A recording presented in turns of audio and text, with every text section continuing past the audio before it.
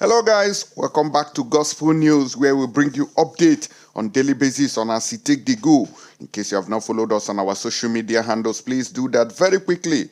And don't forget to share the videos and also give us a like. If you're watching this video, let's go straight to the reason why we are here. Today is the 26th day of May, 2023.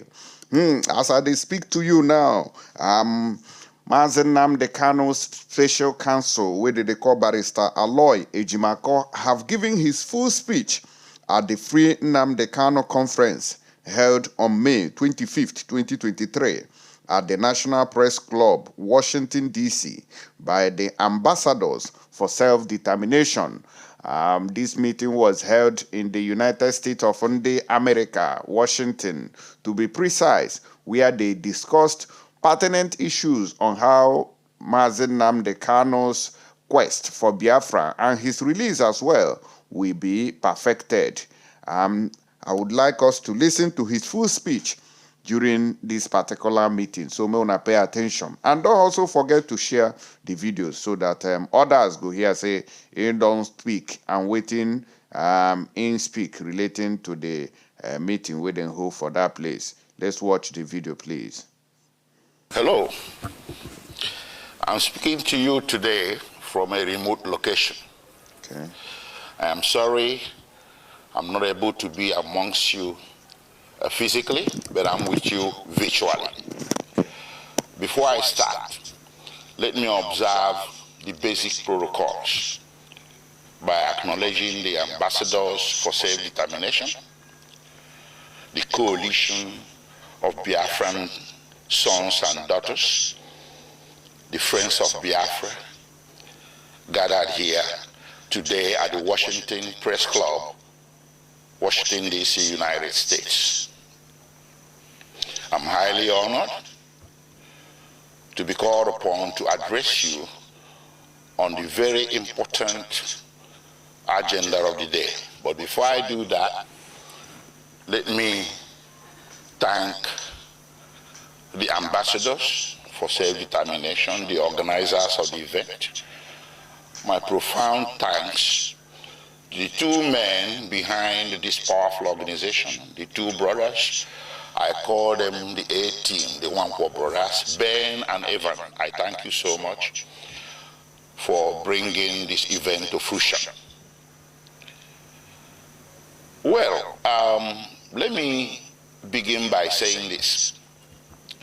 Ben and Evans have been at the front line of propagating the cause for self-determination, defending human rights in Nigeria, and calling for the release of Nnamdi Kanu, who is the subject matter of this very event today.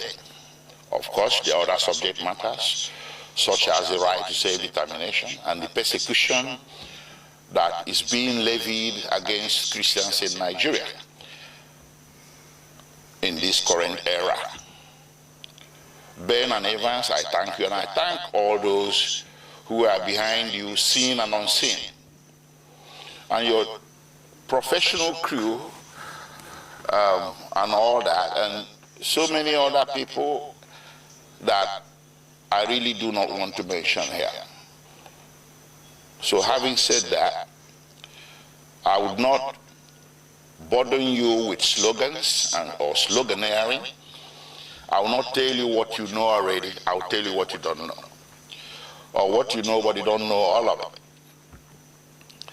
Well, last week I met with Nnamdi Kanu at the headquarters of the Directorate of State Security in Abuja, Nigeria. And I did inform him of this event coming up.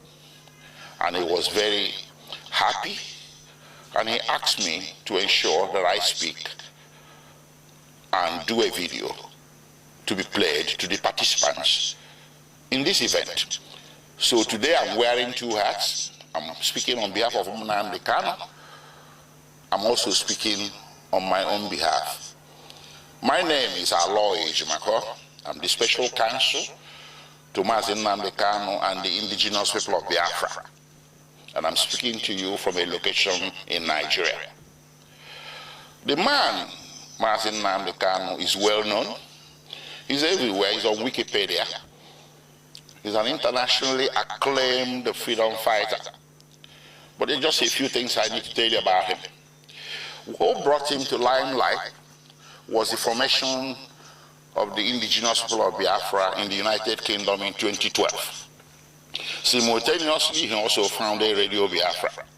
And these two organizations were aimed at one thing: liberation for the people of Biafra, or restoration of the former Republic of Biafra that went defunct in 1970.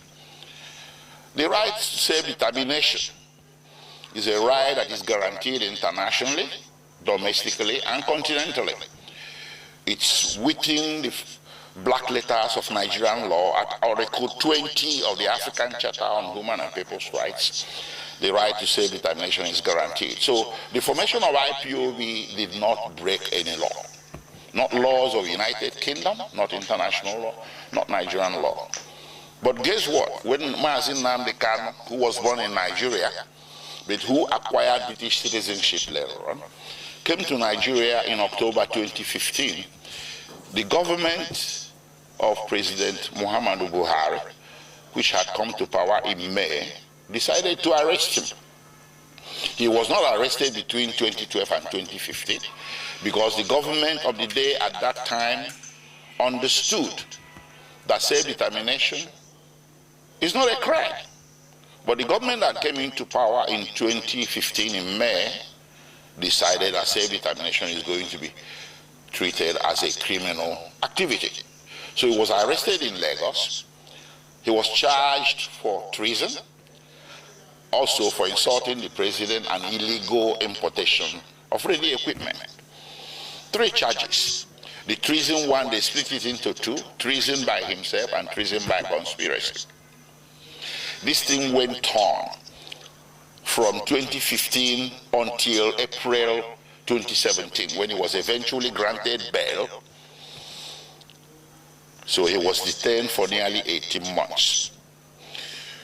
After granting him bail, he returned to his ancestral home in the southeastern part of Nigeria, and he was enjoying his bail when suddenly,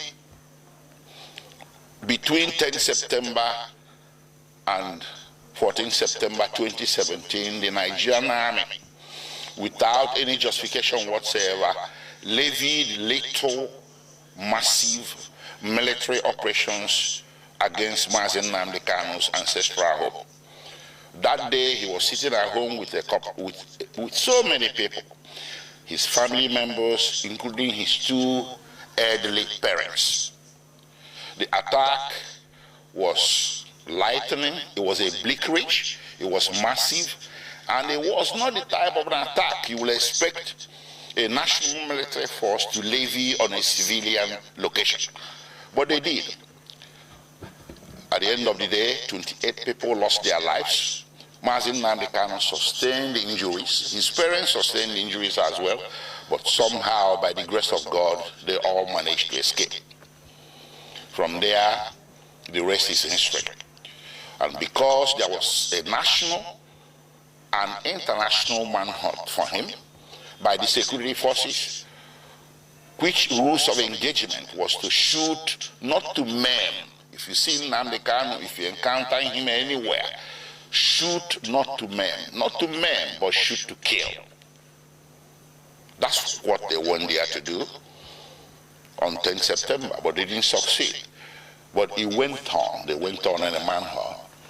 So Nnamdi Kanu was forced to flee the municipal boundaries of Nigeria in search of safe haven overseas. Eventually, in May 2021, he settled in Kenya. He entered Nairobi and settled in Kenya somewhere. He never knew that Nigerian security forces, the international branch of it, were laying in wait for him. They led an ambush for him. So on 19th June 2021, he drove himself to Jomo Kenyatta International Airport on a personal errand. As soon as he drove into the parking lot and alighted from his vehicle several well-armed security men suspected to be of a mixture of Nigerian and Kenyan security forces swooped on him, grabbed him, abducted him, and put him forcibly in a vehicle and drove away. Well, they didn't take him to the police station. They didn't take him to immigration because he was a foreigner. He should have been taken to immigration. They didn't take him to any official law enforcement facility. They took him to a secret location in Nairobi, a non-official secret location. So in effect, they disappeared him. And they kept him at that secret location for a whole 8 days. And those 8 days he endured horrendous torture. All these are matters of record between the various tribunals and courts before whom this matter has been brought. I cannot begin to give you all the details. Horrendous torture in violation of basic human rights, in violation of the laws of Kenya, Nigeria, and the international community. When Nnamdi Kanu was abducted on 19th June 2021, the proper thing that should have been done is to take him to a police station, from there to a court. And then if you wanted him back in Nigeria, you subject him to what is called extradition proceedings. This is a basic tenet of the law that you see in the laws of any nation. Kenya has an extradition act to which Nnamdi Kanu should have been subjected. But guess what? They didn't do that. They rather disappeared him for 8 days, tortured him to their heart's content.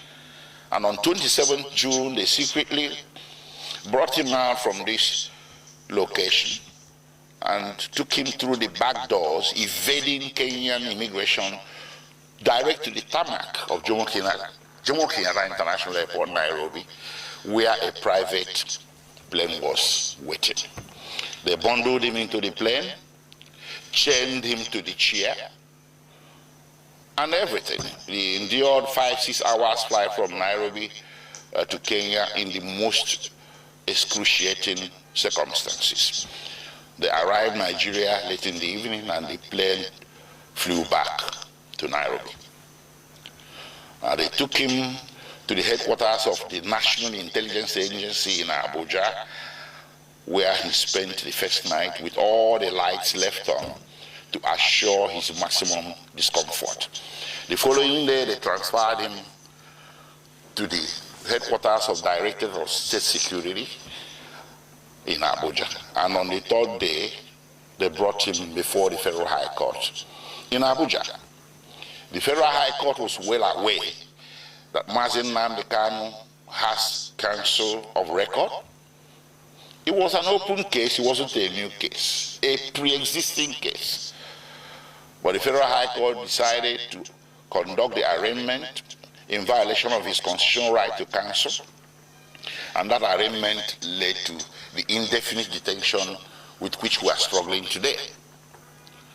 Anyways, taking you back a few steps, the little military invasion of 2017 was not unrequited, judicially speaking. I took the matter before two tribunals, or a tribunal and a court. First, I took it to the African Commission on Human and People's Rights, which rendered a decision in March 2018 condemning the action and calling it a violation of the African Charter. And they wrote a president to the President of Nigeria. They wrote a letter to the President of Nigeria requesting him or directing him. They used diplomatic language, but the decision was there that what you did is wrong, so you need to roll it back. You need to reverse everything you have done, which includes declaration of IPOB as a terrorist organization and hounding their members as criminals. The African Commission held that what Nigerian government was doing was persecution, not prosecution. That the IPOB and its members simply possess an inconvenient political opinion which the Nigerian government was seeking to suppress by means of punishment of some sort. And they asked or directed Nigerian government to reverse itself. Nigerian government never did. Rather, it escalated. Well, subsequently, I went to a local court, a high court in Abia State in eastern Nigeria. I sued the Federal Republic of Nigeria, the Nigerian Army, and other parties who were Confederates in that attack of September 2017. And in January 2022, fortunately for us, we won. The High Court made an order. The High Court reached a judgment that what happened to Nnamdi Kanu in September 2017 was a flagrant violation of his constitutional right to life and constitutional right to his privacy. And the court proceeded to make an order ordering the federal government of Nigeria, or Federal Republic of Nigeria, to pay him a compensation of 1 billion Nigerian naira, which is over $1 million US. The court also ordered the Federal Republic of Nigeria and the President of Nigeria to issue a public apology to be published in 3 national Nigerian newspapers to Nnamdi Kanu. None of this has happened. So we kept that aside. So when they brought Nnamdi Kanu forcibly from Kenya without extradition proceedings, I characterized it an act of extraordinary rendition. Initially, there was a misunderstanding, a broad, widespread misunderstanding by vast majorities of Nigerians who were mouthing the cliche, Nnamdi Kanu extradited from Kenya. No, that was wrong. He wasn't. I told people he wasn't. It was extraordinarily renditioned or rendered, and that is against international law, Kenyan law, and laws of the Federation of Nigeria. So while his criminal trial was making its way slowly at Abuja, with all the several amendments the government was bringing, they walked away from treasonable felony, insulting the president, importation of radio equipment, and bam, to terrorism. That's how it happened, and they did this 7 times, 7 amendments. If Nnamdi Kanu was guilty, why is it taking so long to bring him to trial between 2015 and today? That is 8 years. So what he's undergoing is not really a judicial trial. It's a trial by ordeal, trial by fire, imprisonment before conviction. They just want to get as many years of jail time out of him as possible, because they know that with the evidence available, conviction will be impossible. And that was made worse by the extraordinary rendition, which I took also as a civil violation to a federal high court in Nigeria. And in October 2022, the federal high court came down with a judgment that extraordinary rendition was a violation of his constitutional rights, his fundamental rights, and they awarded him 500 million Nigerian naira. That's about $800,000. So all around, everywhere that this matter has gone to, including in July 2022, before the Human Rights Council at the United Nations. The Human Rights Council, United Nations, came down with an opinion that what happened to Nnamdi Kanu in Kenya and that brought him to Nigeria is a very grave violation of international law. And they directed that he should be released unconditionally. And of course, the Court of Appeal in Nigeria did come down with a similar judgment in same October 2022, discharging Nnamdi Kanu of all charges and bearing any further trial of his person in any court in Nigeria as a consequence, as a direct consequence of the extraordinary rendition. So what more can you ask for for a man to deserve his freedom. How many have I counted? United Nations, which in this case should be considered a world court. Then you have the Nigerian Court of Appeal, which is the second highest court in the Federal Republic of Nigeria. Then you have the Federal High Court, which is the court of first instance at the federal level. And of course, you have the State High Court that awarded him $1 billion Nigerian naira. So between 2015 and today, 8 years and running, Nnamdi Kanu has snagged 4 major victories against the Federal Republic of Nigeria, with Federal Republic of Nigeria winning nothing. What more do you need as stark evidence, affirmative evidence that what is happening here, ladies and gentlemen, is an act of persecution, not prosecution? It's time to end it. On his behalf, I will ask all men and women of goodwill everywhere in the world to speak up. There was this saying about Jews. When they came for the Jew, you said nothing. When they came for the Jew, you said nothing because you're a trade unionist. Then when they came for the trade unionist, you said, well, I'm a scientist. You said nothing.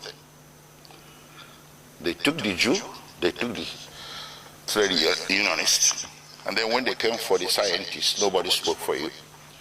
Nnamdi Kanu is a poster boy for all the injustices that a great race, the Igbo people, and their cousins in the former Eastern Nigeria have been subjected to since the founding of Nigeria. These injustices became more public because since 2015 they have been escalated. So how do you fight back? You fight back by telling the system, I want out. I want my own country is not a crime. It does not require a bullet. It doesn't require muscular military law enforcement. What it requires is sitting across the table and talking about it. A lot of nations have been founded on referendum. That's what Nnamdi Kanu and the indigenous people of Biafra were asking for. That led to all this conundrum, to all this saga.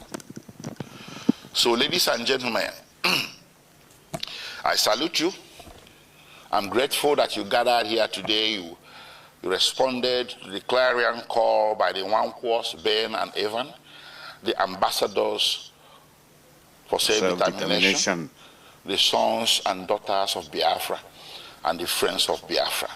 For those of you amongst us who are not Biafrans, I thank you profusely, and I ask you to, when you leave Washington Press Club today, I want you to speak up for Biafrans, speak against their persecution, speak up for the unconditional release of Nnamdi Kanu, and may God bless you for that. Again, my name is Aloy Ejimakor, Special Counsel to Nnamdi Kanu, speaking to you today, May 25th, 2023. Thank you very much. All right, una don hear am directly from the man himself, which is Barrister Aloy Ejimakor, that holds a special place in our heart. We say thank you, sir, very much for the press briefing. And we pray that Nnamdi Kanu's release will be very, very soon, even more than we expect. I beg, no forget to share this video and like. See you on the next one.